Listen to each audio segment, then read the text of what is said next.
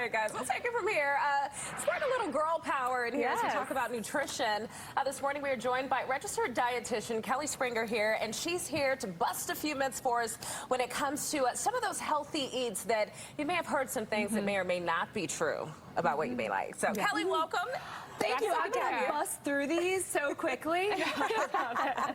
So let's start with some fruits. I was actually just having a talk about this earlier with Steven, because I brought some fruit juice. It had all sorts of things, but I noticed that the sodium was up there, and then I questioned him about the sugars. So when it comes to fruits, some people say it's bad for you, but is it really? Anything that comes from the earth is not bad for you, but this is perfectly packaged to have vitamins, minerals. Yes, it does have natural sugar, but it also has my favorite word, fiber.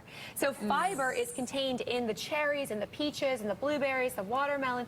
So that fiber is going to help to stabilize blood sugar levels and also give you what your body needs. Good to know. And the difference too between natural sugars and added sugars. Break that down. That's a big difference. So again, these are added sugars, so they're in the right amount. So everything is about moderation, including moderation. So these foods perfectly have the right amount of sugar, plus that fiber is going to help to stabilize those blood sugar levels. And then another one, we hear a lot about gluten. A lot of people want to go gluten-free with or without an allergy, and they just think it's better for them because I feel like a lot of people couple gluten with carbs.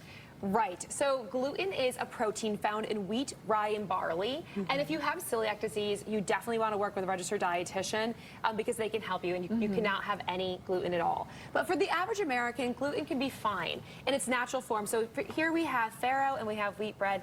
These are a natural form of gluten. Now, in American diets, we can get too much gluten. If you look at a label, it can say gluten is added. Our bodies can't break it all down, and that can cause inflammation. Interesting. So again, it's about the moderation of it. Good to know. Yes. All right, let's talk about some seed oils. All right. This is a big one. I always get confused on this. So this is a big topic, big topic. All right, so the deal is seed oils can be fine. Again, about moderation like gluten. But seed oils have this thing called omega-6 fatty acids. These are essential fatty acids. Go a little sciencey for a second. But omega-6s are pro-inflammatory, meaning that they bring up inflammation. That may sound bad, okay? Not so much. It's that omega-3s are anti-inflammatory. We need to get them in balance.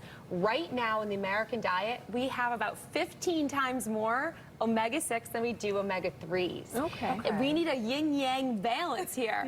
So a lot of our processed foods, a lot of our snack foods contain these seed oils. And that's where, again, we're getting too much. So we want to bring down our omega-3 level, bring up our omega-6 and bring up our omega-3s and get these in balance.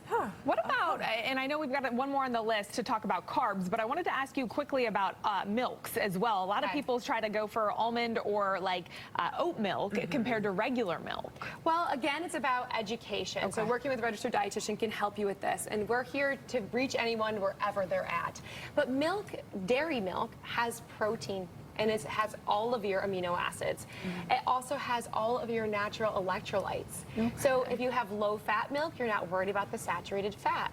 But if you have an oat milk or an almond milk, you're going to have less protein, of course, but you also make it also nutrient and vitamins. So it just depends on where you are, what your needs are, and working with that dietitian can help a lot. And speaking of working with the dietitian, like yourself, some people think that you have to break the bank to have one. Yes. But apparently that's not the case. No, and I see your face. You're surprised. I thought so too. So for the first time ever, nutrition services can be covered by insurance. And that is huge. So you can go to kellyschoice.org to book a dietitian, and we go through your insurance with you, and you can see one of us. We have 50 of them nationwide.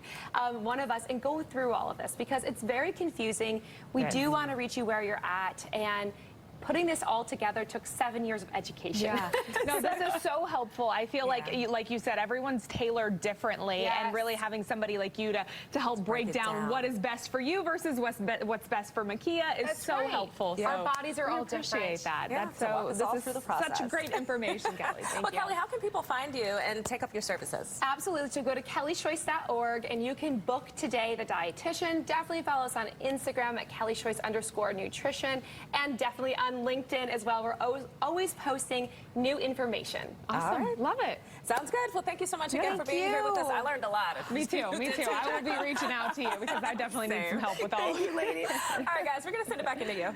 Yeah, I love the seed oil part of the segment. She taught me a lot as well. Thanks for coming, Kelly.